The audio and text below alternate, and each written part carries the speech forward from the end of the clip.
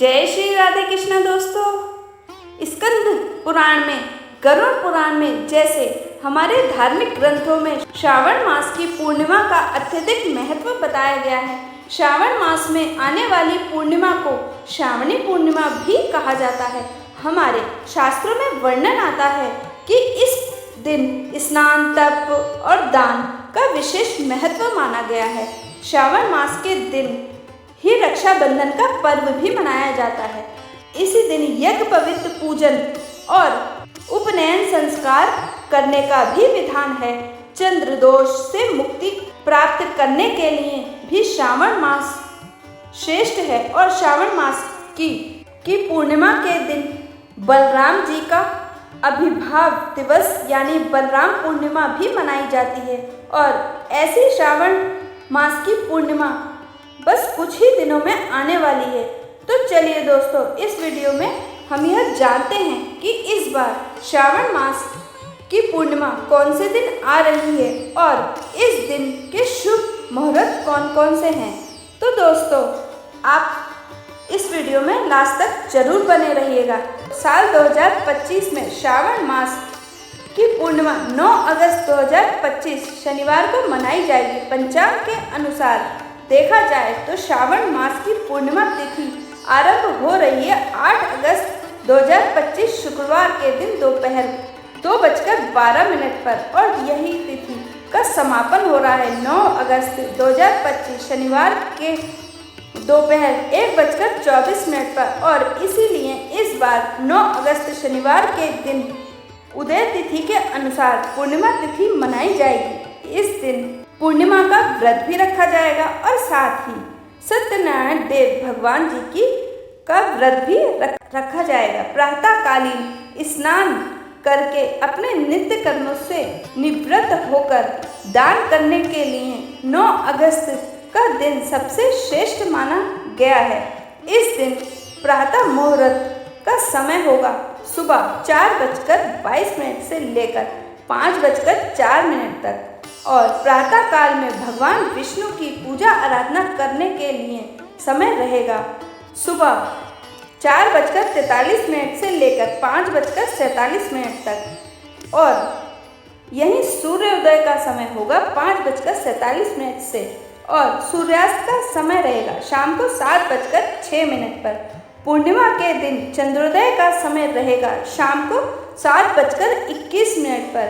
यह श्रावण मास की पूर्णिमा तिथि है और इसीलिए यह दिन भगवान शिव का रुद्र अभिषेक करने के लिए भी अत्यंत लाभदायक माना गया है।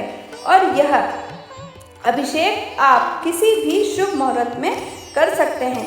और इस दिन के शुभ मुहूर्त कुछ इस प्रकार है। दोपहर को अभिजीत मुहूर्त का समय रहेगा दोपहर 12 बजे से लेकर 12:53 के बीच में। और विजय मुहूर्त का समय रहेगा दोपहर 2:40 से लेकर 3:33 तक।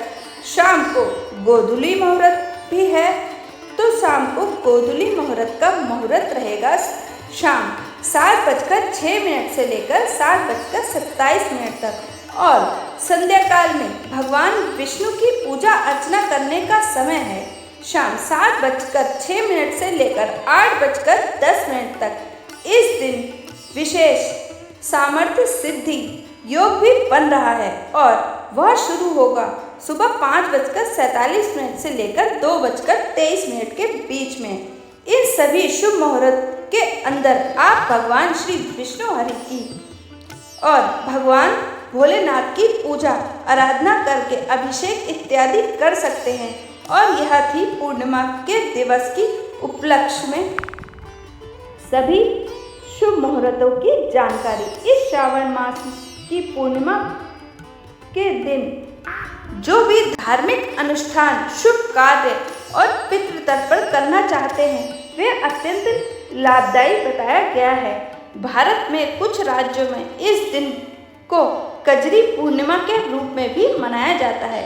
इसमें महिलाएं नवमी के दिन पेड़ के पत्ते से बने पात्र में मिट्टी डालकर जौ बोती हैं और फिर पूर्णिमा के दिन धूमधाम के साथ जौ के इन पात्रों को लेकर नदी में विसर्जित करने जाती हैं। महिलाएं इस दिन व्रत रखकर अपने पुत्रों की लंबी आयु और उनके सुख की कामना करती हैं और देवी भगवती की पूजा भी करती हैं। इस दिन अच्छे गेहूं बोए जाते हैं और उसके अच्छे फसल होने की प्रार्थना की जाती है। इसके साथ साथ श्रावण पूर्णिमा पर सर्वाधिक प्रसिद्ध रक्षाबंधन का पर्व भी मनाया जाता है। रक्षाबंधन के दिन बहनें अपने भाइयों की कलाई पर रक्षा सूत्र, जिसे हम राखी कहते हैं, वो बांधती हैं और उनकी दीर्घायु की कामना भी करती हैं। उनके बाद अपनी बहनों की सुरक्षा का वचन देते हैं।